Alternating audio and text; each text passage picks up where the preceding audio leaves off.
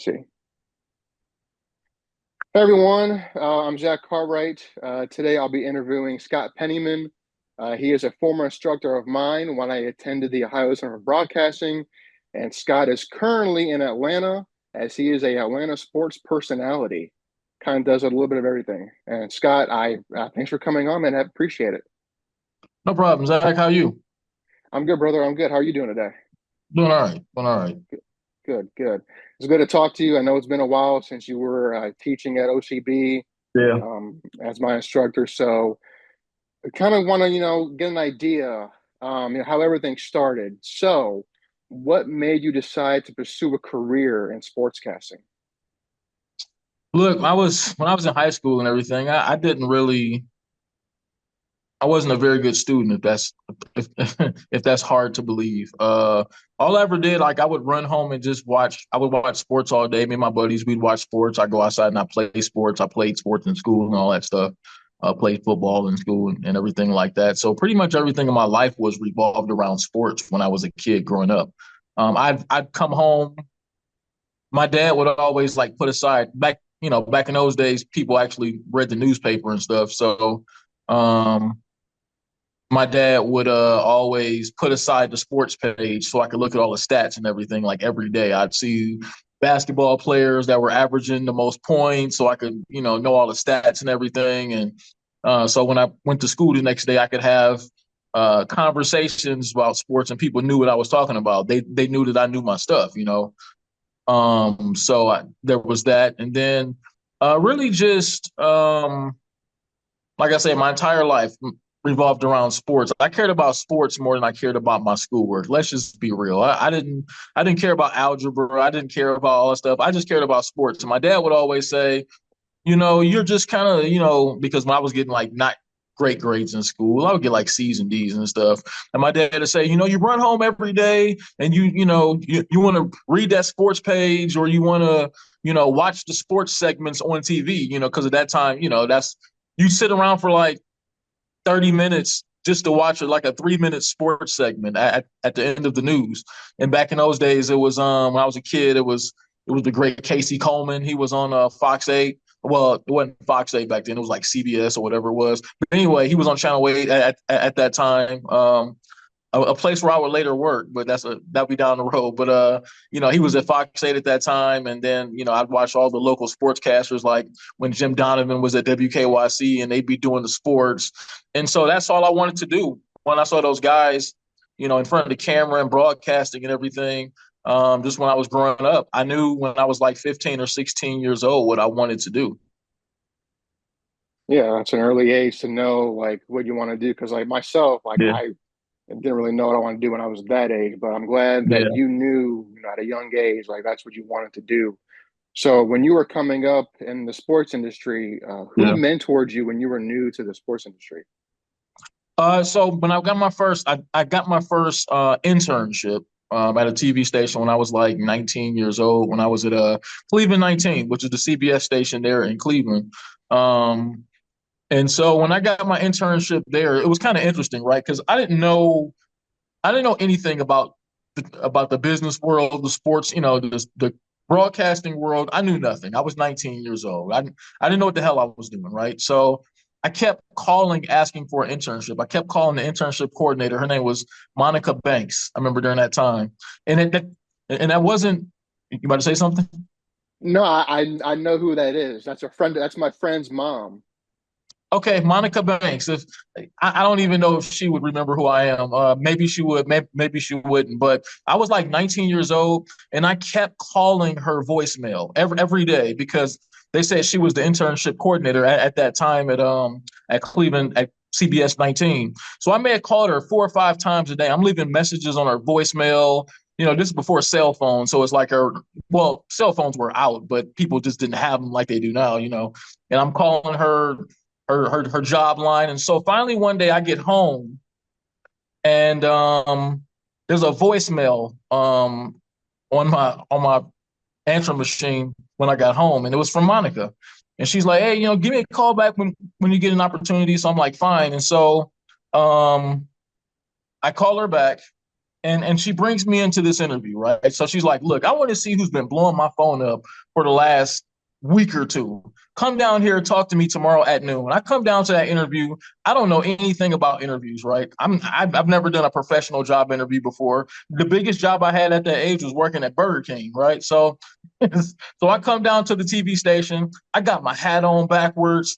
I'm wearing a sweater with my hat on backwards. I'm dressed like Boys to Men, the singing group back then. And so Monica's like, why are you in an interview with your hat on backwards? And in my mind, I'm like, this is an interview? Okay, cool. I had no idea. I thought we were just talking. So we go through all that stuff. And so basically I go downstairs and I meet a lot of sportscasters. And I think she kind of knew I had a fire in me at that age, because she has this stack of Monica had this stack of internship um applications back then. Obviously nothing was online, it was all paper. And so she goes, I've got this entire stack of internship applications. Why should I choose you? And I said something like real cocky and arrogant. I said something like, but look, I mean, I don't care what school. I was at Tri-C at the time. I was at Cuyahoga Community College. I was a freshman there. And I said, look, I don't care that all those people are at Ohio State and Indiana, whatever big school they're at, or Northwestern. I just know that they won't have as good of a career as I will. I know my will and my drive. I know me. I know who I am, and I just know that I'm destined for big things. And so she tells me to go downstairs. I spend the rest of that evening with all the sports guys at that time. The sportscasters at that station at that time were a guy by the name of Jeff Phelps. I don't know. He still may do a lot of sports in the area. He's a big time Cleveland sports broadcasting legend. A guy named David Bacon, and a guy who would be, kind of close to me and a mentor for mine for a lot of my life, named Ronnie, who was a sportscaster at that time.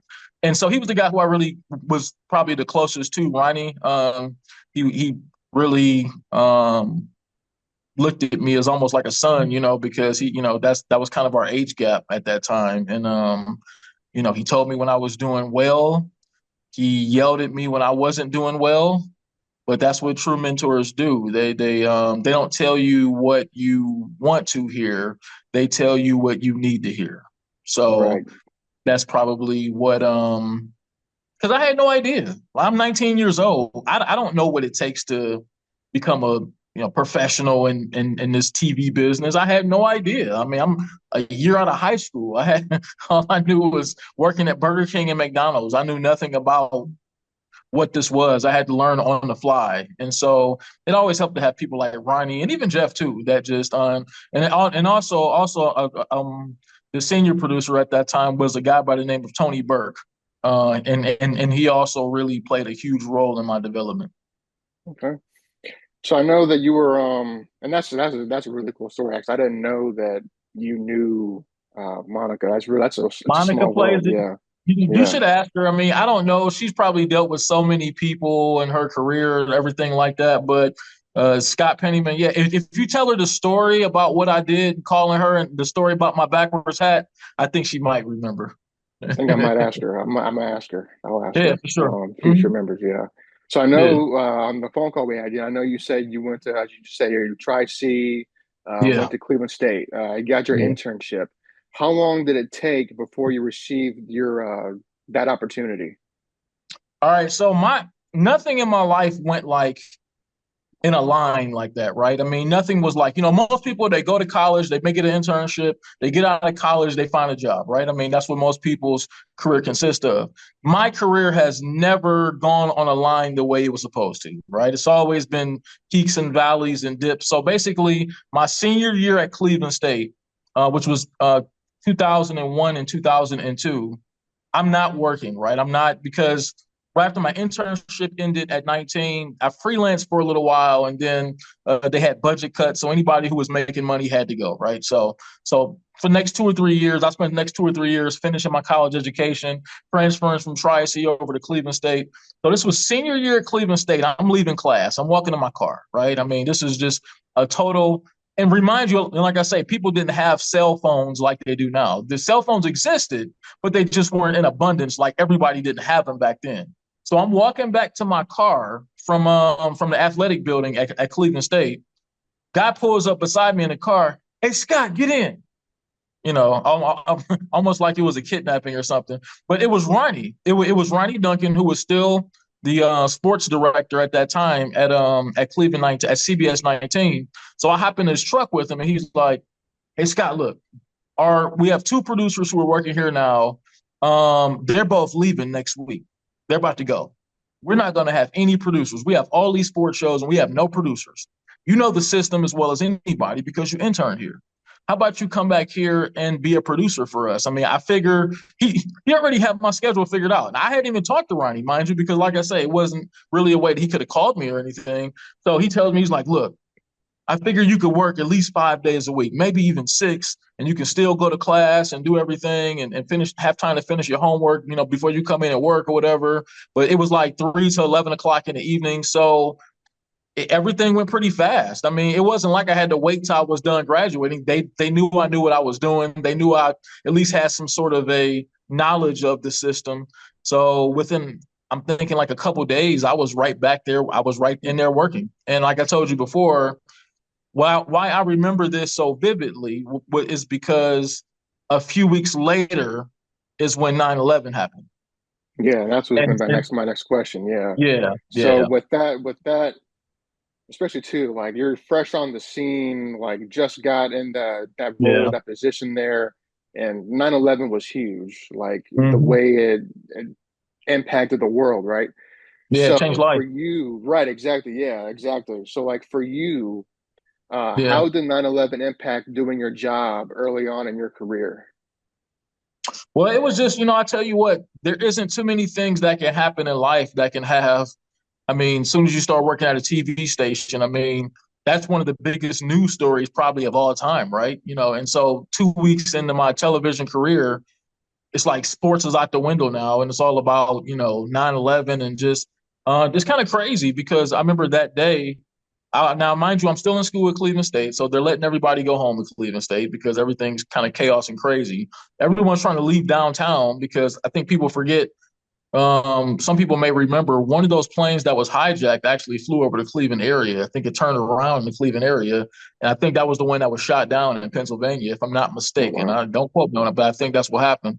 So, everyone's scared. No one knows. No one really knew. It wasn't social media back then. So no Right, one yeah. really knew what was happening. It was just everything we got was from local news. So Hmm. or local or national news. So working at a TV station at that time was absolutely chaotic. We're seeing these images pour in from the buildings collapsing and everything, and from just obviously monitoring. My job quickly turned from being a sports guy to helping out news, helping to monitor feeds and stuff, helping to monitor different sort of pieces of video that we use for our shows, 9/11 related. So yeah, I mean, there's no bigger introduction that you could have into your career than something as crazy as chaotic as 9/11. Yeah, 9/11 was chaotic. While I was down at Folsom, I was down there on campus. I went to class with some kids who were born post 9/11, so like they didn't even Yeah, get to experience it. And I was yeah, maybe first, second grade, so I don't remember a whole lot. I just remember yeah, being sent home for the day, and like yeah, yeah, obviously now knowing what happened, yeah, it was definitely a crazy chaotic. time in life. Yeah. Yeah, So I know you do, obviously you do sports and you had a chance to cover news as well. How yeah. would you compare covering sports to covering news? Well, when you cover sports, I mean, the thing about sports is people inside of a TV station, like news directors and people who run things, they don't care as much about sports, right? I mean, it's not like sports, and especially. So I'm not gonna say they don't care about it, but it's just not as high on the priority list, right? Because they know news is more serious. So when you're doing sports stuff, outside of the people who really work in sports, we don't. And I want to hesitate from saying take it seriously. It's just not serious, right? When you're doing news stuff, it's ultra important. It's informative. You're doing things that really impact people's lives. When you're doing sports, you're just telling people what happened in the sports world, or nowadays giving your opinion in sports. So I would say the news aspect is more heavy and more serious, which is why I didn't want to do it as much because I'm not a serious person. I'm not a heavy. I'm a sports guy. I joke around a lot. I'm probably not meant for. Even though I've been a part of some really big news stories before, I've covered some really big news events. I'm more of a sports guy, but I've covered a lot of big news events in my life. What's the biggest? So what? Yeah. So what's the biggest news event or story you've covered? I would say the Republican National Convention, 2016, right after the Cavs won the championship, to go right into the Republican National Convention where that was Trump's first term. I think that Yep. was when Trump won. Yeah, so um, it was a lot. I mean, it was just. I mean, for that kind of event to be in Cleveland, that was 2 weeks of my life I'll never forget. You know, just because we're working 12-hour shifts every day. Every day it was from 12 to 2 to 2 or something like that. We were all working. So it was a lot. That was a very, I mean, I'm in the middle of near riot situations, right? Um, so the crowd's being pushed. I'm in the middle of that with a camera and I'm being pushed from one side to the other, with riots and everything like that. So that was one of the more interesting ones. I would say a close second to that though was the 2020 while COVID was going on. If you remember that May or June, a lot of the social justice protest during Yep. that Yep. time Yep. after the George Floyd Yep. killing. Um, I saw things that week I've never seen before. I mean, I've seen police car windows bricked out by citizens. I saw people come at. I basically played a bodyguard that week, just because um, I was out with other videographers that were trying to get video of everything, and that was one of the most unsafe environments I've ever seen. Yeah. Just because you're hearing people going after videographers at that time because people are looting. So I told one of our Yeah. guys, I said, this is not the time to be trying to get that great shot of somebody looting or trying to do something because if they see you, it's a crowd and a mob mentality. So I was put in the middle of that and I had to try to get him off the hook because he was shooting some stuff that he shouldn't have been shooting. And he put us all in danger. So I just told him, look, I had to go negotiate with the guys that were trying to get him. Like, hey, man, look, just lay off of him, Yeah. man. He doesn't know any better. Right. Right. Right. he, Yeah. he don't know no better, So that's kind of those were two of the craziest things I've ever been a part of. Yeah. No doubt. Those are definitely crazy things to cover. Like being there Yeah, in person and witnessing that type of stuff. I can only imagine like what that was yeah, like. What that yeah, was like. So I know you. So you covered 9/11, and then you covered the Republican convention here in Cleveland, 2016. A few years yeah, later, like you mentioned, we had COVID, right? And it shut down like everything, yeah, right? Especially in the sports world, yeah, they canceled just yeah, about everything you could think of, right? So, yeah.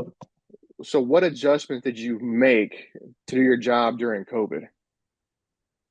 Well, so it was kind of interesting for me because I was at Cleveland 19 for a lot of the time when COVID started. So we couldn't be around each other. We had to be separate, and we there was no sports. So we were turning like sports stories, but not really about games. It was more so about what they're going to do to adjust to COVID, stuff like that. People who may have had their career on pause because of COVID, stuff like that, or just different stories that were about COVID. And then I actually changed jobs in the middle of COVID. I started working at Fox 8 there in Cleveland as a photojournalist. So that was the most bizarre beginning to a job in my life as far as starting a job because I showed up there and no one was coming to the TV stations back then. Back then, it was like most people were working remote, they were working at home. Even most of the videographers, they were just going right to the story and then they would go home and edit those stories at home so they could be away from the reporters and stuff.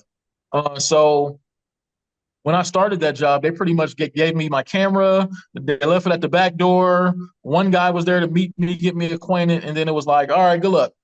It was like Wow. because no one could be close to anybody. So hey, just go wait for your instructions and everything. That's kind of what it Right. was. And so it wasn't like I had training with somebody. I mean, I had somebody with me for a little while. We were both masked up, helping me train. But that was one of the more bizarre startings to a job I've ever had because we couldn't be close to each other.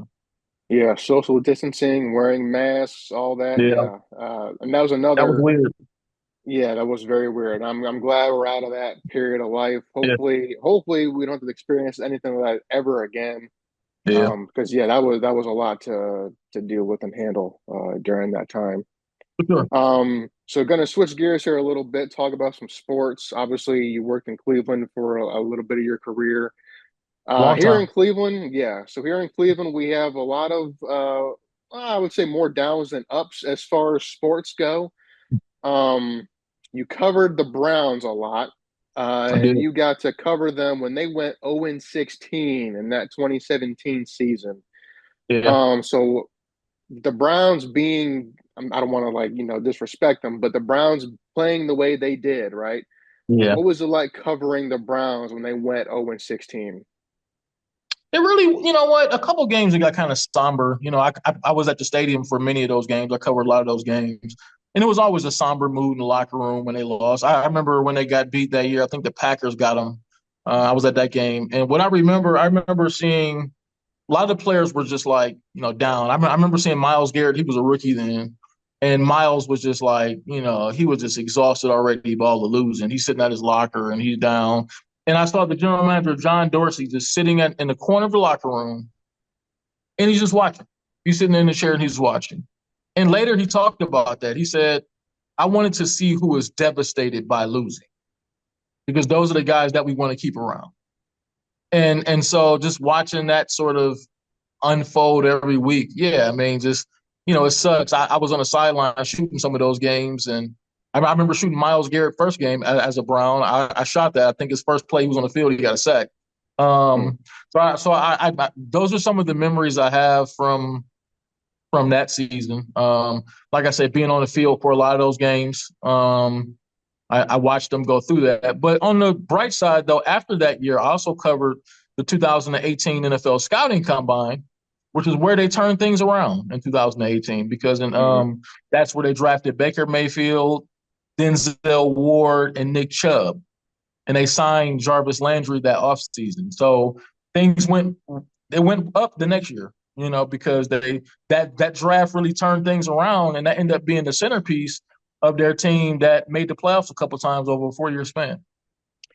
Yep, and they made the playoffs and they beat my Pittsburgh Steelers in Yeah, Pittsburgh, and yeah, yeah.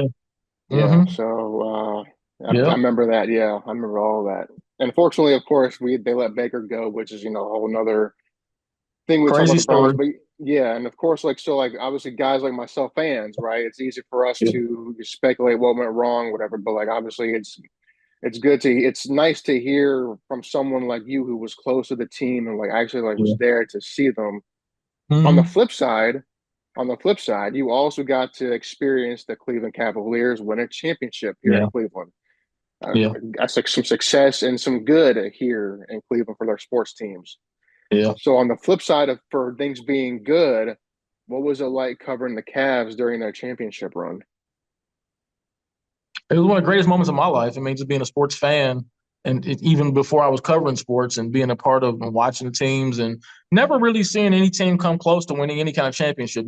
Maybe the Indians for a couple years they almost won the World Series, but never really seeing that. And then experience and being right there covering a team who won an NBA title. I mean, I was exhausted because that was an exhausting night. I think I started work that day, that Sunday, because the game was on a Sunday. The game seven was on a Sunday.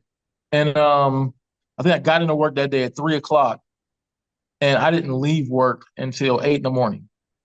Mm, That was how long that day was. It was like and I enjoyed every second of it. I wasn't even tired when I got off. It's just because it was just, I don't know if anyone, honestly, I don't know if any Cavs fan, any Cleveland fan even slept that night, honestly, because it was just, it was yeah, so fun. So I didn't even, if there was any night that you wanted to stay up, it was that night because people were still downtown to like 6 a.m. Some people didn't even go home. They kind of yeah, just stayed yeah. down there. So Mm, it was great to be a part of, and you never know how many of those things you'll have a chance to cover. So it was right. It was tremendous. Like the things that have come closest. I mean, I'm obviously here in Georgia right now. I got to cover the University of Georgia's national championship here. Yep. Uh, so, so, so that was a lot of fun too. But of course, it means more to me when it comes to a Cleveland sports team because I'm from Cleveland and I'm a fan of Cleveland sports. So when I can have a chance to cover that, it means a lot more. Yeah. Yeah, I bet that was really dope covering them going from It was. that to Hmm. Georgia too. Yeah. So Yeah. transitioning from Cleveland to Georgia, I know that's Yeah. probably two totally separate, markets as far as how Yeah. media and everything works. So Hmm. what would you tell other sportscasters about what it's like changing markets? I think when you're going to a bigger market, I know one thing. It really just surprised me just how many people care about what you do here, especially since I transitioned here to being in front of the camera, hosting a sports show called Sports Tonight, half-hour sports show.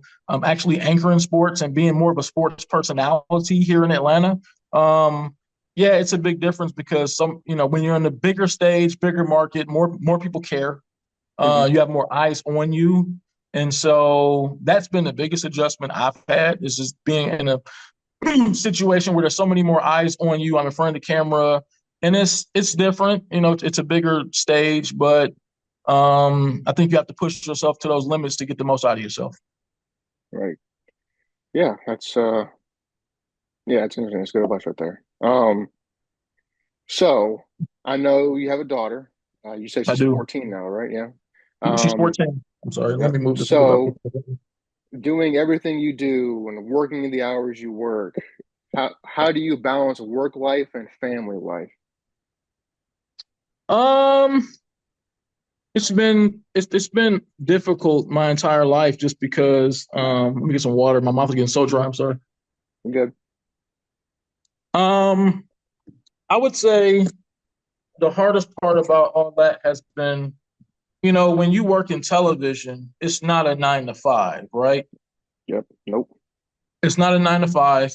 So you miss a lot of things, just because your life is kind of surrounded around sporting events, and we're 24/7, right? So I mean, I could end up working any time on the clock to cover something. So, a lot of things you miss. I've worked every holiday before. I've worked Christmas. I've worked Thanksgiving. I've worked Mm, New Year's Day. I've been actually on the clock working when the New Year came in, mm, um, and didn't even see the ball. I didn't know anything about it because I was out covering a protest, and I knew nothing about the ball dropping or anything. So yeah, I mean, you learn to just have tunnel vision and just focus in on what you have to do, focus in on the job, and I've really trained myself over the years to just really just block a lot of things out. I think now that I'm in this season of my life, though, I'm realizing the importance of life outside of my career, and so I don't, I don't know. Maybe if they they talk about it in sports sometimes, and baseball when a pitcher they say he's lost his fastball a little bit. I don't like to think that I declined as far as how serious I take this. I've been doing it 20 plus years, right? mm, But I realize now more that than ever that I think going through the pandemic kind of did this for me where I feel like you have to have a work life balance, yeah. so you have to, you know, the day you die, you're not going to be sitting in your wherever you're laying at in peace and go, damn, I wish I would have worked one more day. No, but you might say, damn, I wish I would have spent more time with my kid or with my family or the people who I care about most. So as I enter Yep. this season of my career, I just I keep more of those things in mind. And my family, my daughter, what she got going on. Look, I mean, I've been fortunate enough to reach a lot of my goals. A lot of my goals, and you can. I'm not gonna say I've reached the top of the mountain, but a lot of the things that I set out to do, I've done. Hmm. So I'm more so concerned about things she has going on now. I'm more into her life and helping her achieve her goals and things that she wants to achieve. I still got things on my list that I want to do and things I want to be great at one day, and places and plateaus I feel like I can make it to. But so much of my mind now and so much of my actions now are about her and helping her Hmm. get to what she wants to get to in her life, because that's part of my job too. Yeah, it is. And like, life passes us by, right? Like I'm Exactly. 30 now and like, Yeah.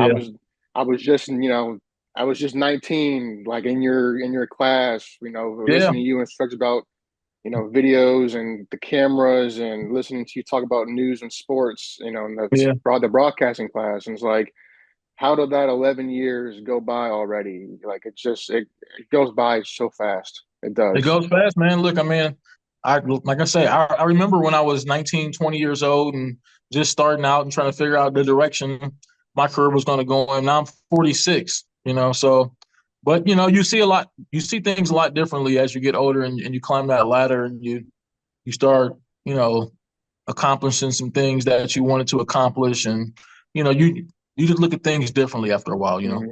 Yeah. Yeah. Scott, we're gonna wrap up here. I got a few more questions real quick. Like I mentioned, you were my former instructor at Ohio Center for Yeah. Broadcasting, and Mhm. during our phone call, you said that you missed your time, you missed being there, and you enjoy your time because Yeah. you help you enjoy helping up and coming students. Yeah. So, what satisfies you the most about helping up and coming students? For me, it's just seeing the development, right? It's about seeing that raw person that comes through the door, and kind of like I was when I was 19, and not really knowing what they want to do, and then to see that person grow and end up being as good as they were.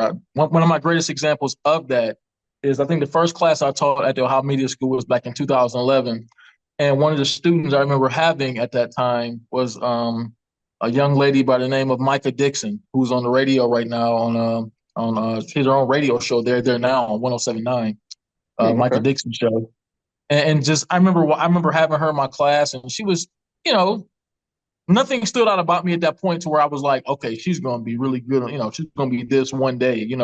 But just seeing when she walked through that door and what she is now, that's what you live for. That's what you want Right. to. You want to see people end up being that great. Down the road. So just seeing a person come in one way and seeing them grow into something special is the best gift you can have as an instructor.